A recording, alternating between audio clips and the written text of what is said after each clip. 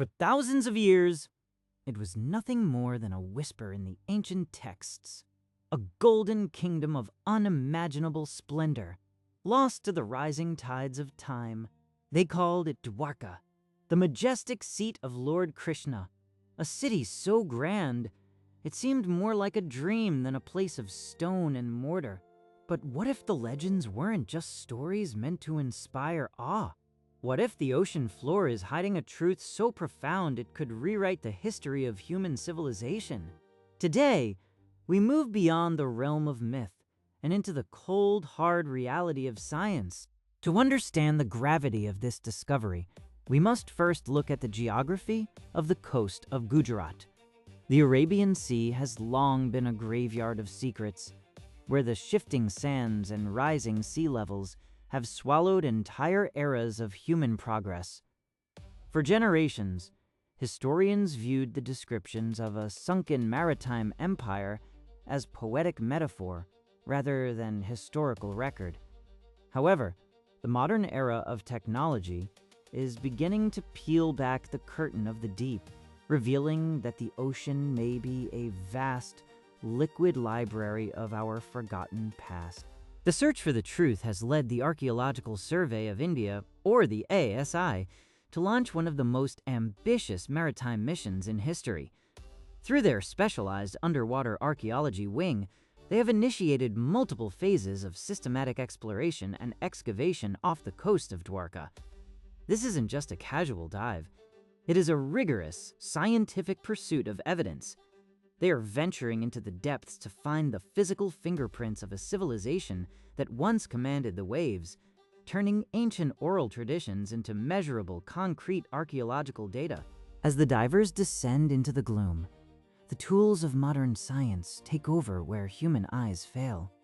High-resolution side-scan sonar has become the primary eye of the expedition, sending sound waves through the darkness to map the unseen.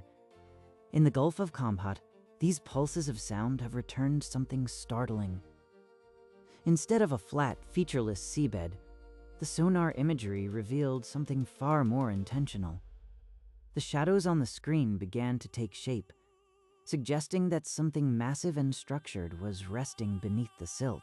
The data provided by this technology is nothing short of staggering.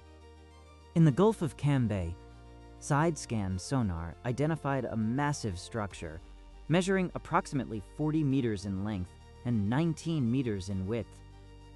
It wasn't just a pile of rocks. It stood 2 to 3 meters in height, presenting a profile that looked unmistakably man-made.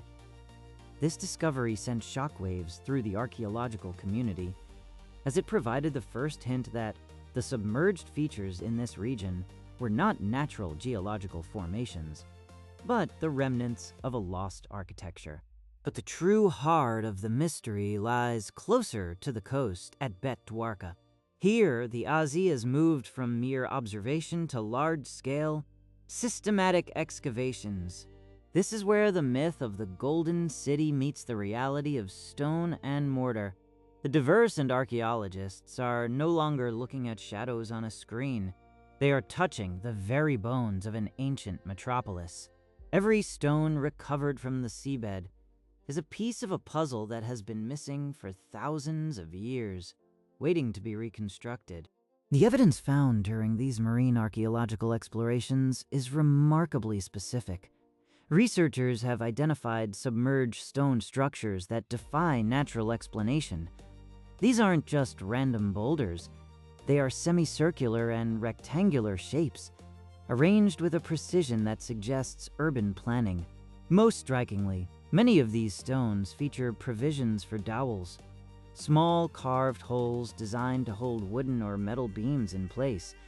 This is the hallmark of advanced masonry, a sign of a civilization that understood structural engineering and architectural stability. The precision of these stones suggests a level of craftsmanship that challenges our understanding of ancient timelines. If these structures were built with such technical sophistication, it means the inhabitants of Dwarka were not mere coastal villagers, but masters of a maritime empire. The presence of dowel holes implies a complex construction method, where stone and timber were integrated to create massive, enduring monuments. This was a city built to last, a city designed to withstand the very elements that eventually claimed it. Adding to the intrigue is the discovery of artifacts that bridge the gap between the ancient and the tangible. Among the submerged debris, archaeologists have recovered a rectangular stone block that bears an inscription in Gujarati. While the context of such an inscription in an ancient site is a subject of intense study, its presence serves as a haunting reminder of the human connection to this place. It is a physical link to a culture that communicated, recorded, and left a lasting mark on the world before the tides rose. As we piece these fragments together, the narrative begins to shift. We are no longer looking at a collection of scattered ruins, but at a cohesive, submerged, urban landscape. The combination of large-scale sonar mapping in the Gulf of Cambay and the physical excavations at Dwarka provides a dual-layered approach to the mystery. One provides the blueprint of the city, while the other provides the physical proof. Together, they are forming a map of a world that was once vibrant, loud, and full of life. But how did such a magnificent empire vanish? The theories are as vast as the ocean itself. Geologists suggest that rapid sea level rises, perhaps caused by post-glacial melting or tectonic shifts, could have inundated the coastlines of India. A sudden seismic event might have caused the land to subside, swallowing the city in a matter of hours or days. This would explain why the structures remain relatively intact, preserved in the silt and the dark, away from the erosive power of the surface waves.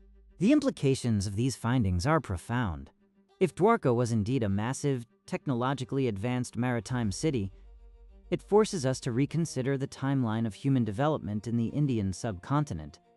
It suggests that sophisticated urbanism and complex social hierarchies existed much earlier than previously documented.